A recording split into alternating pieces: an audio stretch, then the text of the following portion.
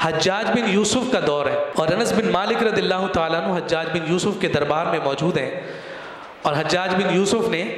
اپنے خادم کو بلایا اور کہا کہ انس بن مالک کو میرے استبل میں لے کر جاؤ اور اسے وہ میرے شان و شوکت والے گھوڑے دکھا کر لاؤ۔ انس بن مالک استبل گئے،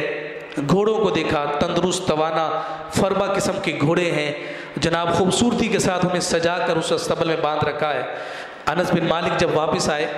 تو حجاج بن یوسف نے کہا کیا ایسے گھوڑے تم نے کسی اور دربار میں بھی دیکھیں؟ تو حضرت انس بن مالک رضی اللہ تعالیٰ عنہ نے جواب میں کہا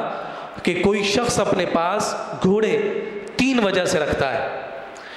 ایک وجہ یہ ہے کہ وہ گھوڑے کو اس لیے رکھتا ہے کہ وہ اس پر سوار ہو کر اللہ کی راہ میں جہاد کرے، تو اس کا یہ گھوڑا اس کے لیے اجر اور ثواب کا ذریعہ ہے۔ دوسرا کہا کہ کوئی شخص اس گھوڑے کو اس لیے رکھتا ہے کہ دور دراز کبھی اگر اسے سواری کرنی پڑ جائے تو اپنے اس تندرست اور توانا گھوڑے پر سوار ہو کر دور کا سفر اختیار کر لے، اس پر اسے اجر تو نہیں ملے گا لیکن یہ اس کے لیے مباح ہے، یعنی یہ ایسا عمل نہیں ہے کہ جس پر اسے کوئی وبال ہو۔ اور کہا تیسری وجہ یہ ہے کہ بندہ گھوڑا اس لیے رکھتا ہے کہ لوگ اسے دیکھیں اور کہیں واہ کتنا خوبصورت گھوڑا، اور شان و شوکت اور تندرست و فربا اور توانا گھوڑا اس نے رکھا ہوا ہے۔ کہا یہ جو لوگوں کی واہ واہ کے لیے رکھتا ہے، اس گھوڑا رکھنے پر اسے وبال کے علاوہ اور گناہ کے علاوہ کچھ میسر نہیں آتا۔ حجاج بن یوسف سے کہنے لگے کہ حجاج بن یوسف تو اس تیسری کیٹیگری میں فال کرتا ہے، تیرے یہ بندھے ہوئے گھوڑے تجھے وبال اور عذاب کے علاوہ کچھ دینے والے نہیں۔ جس کے سامنے یہ بات ہو رہی ہے یہ کوئی معمولی شخص نہیں ہے، ظلم و جور کی اگر کوئی مجسم تصویر ہے تو وہ حجاج بن یوسف ہے۔ اس کے سامنے یہ کلمات کہنا کوئی معمولی بات نہیں تھی۔ جب آپ نے یہ جملے کہے تو حجاج بن یوسف نے کہا کہ اگر تم اللہ کے رسول کے خادم نہ ہوتے تو میں ان جملوں پر تمہیں ایسی سزا دیتا کہ دنیا دیکھتی۔ کافی تھا، لیکن انس بن مالک تھے، ام سلیم کے بیٹے تھے، کہنے لگے کہ تم نے مجھے کیا آزمائش میں ڈالنا ہے؟ خدا کی قسم میں رسول کی ایسی دعا کے سائے میں ہوں کہ تم جیسے 1000 بھی آ جائیں تو انس کا بال بھی بیکا نہیں کر سکتے، کہ اللہ کے رسول نے مجھے ایسی دعا سکھا رکھی ہے کہ کوئی ظالم مجھ پر غالب نہیں آ سکتا، تم مجھے کیا تکلیف دو گے، تم مجھے کیسے آزمائش میں مبتلا کرو گے۔ جب اس نے دیکھا کہ یہ تو انس بن مالک تو کسی طرح بھی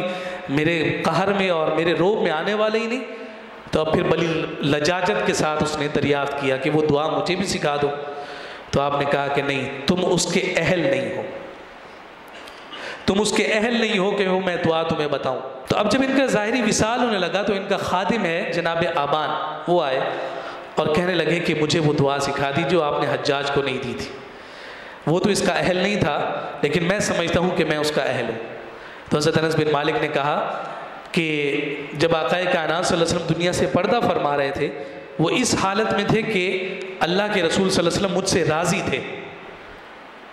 اور انہوں نے مجھ سے راضی ہونے کی بنیاد پر وہ دعا مجھے تعلیم فرمائی تھی، اور اب میں دنیا سے جا رہا ہوں، تم نے میری خدمت کی ہے، میں بھی تم سے راضی ہوں، لو حجاج کو تو وہ دعا نہیں بتائی تھی، وہ دعا میں تمہیں ضرور بتا دیتا ہوں۔ پھر حضرت انس بن مالک رضی اللہ تعالیٰ عنہ نے وہ پوری دعا اپنے غلام آبان کو سکھائی، اور پھر اس کے بعد یہ آگے امت میں آگے منتقل ہوتی رہی۔ اسے جمع الجوامع میں امام جلال الدین سیوطی رحمۃ اللہ تعالیٰ علیہ نے بیان فرمایا، اور خاص طور پر شیخ محقق شیخ عبدالحق محدث دہلوی رحمۃ اللہ تعالیٰ علیہ نے اس دعا کی پوری تفسیر پر اپنی ایک کتاب ترتیب دی ہے۔ تو اس دعا کے حوالے سے علماء کا یہ معمول ہے، اور صوفیاء اسے بڑی صراحت کے ساتھ ذکر کرتے ہیں کہ اگر کوئی شخص روزانہ صبح کے وقت اس دعا کو پڑھ لے، فرمایا رات تک کوئی بھی ظالم اس پر غالب نہیں آ سکتا، کوئی بھی ظالم اس کا نقصان نہیں پہنچا سکتا۔ یہ دعا اس کی جان کی بھی ضمانت ہے اور اس کے مال اور اس کے ایمان کی بھی ضمانت ہے۔ تو اس لیے اس دعا کو اپنے معمول میں داخل اور شامل کرنے کی کوشش کریں۔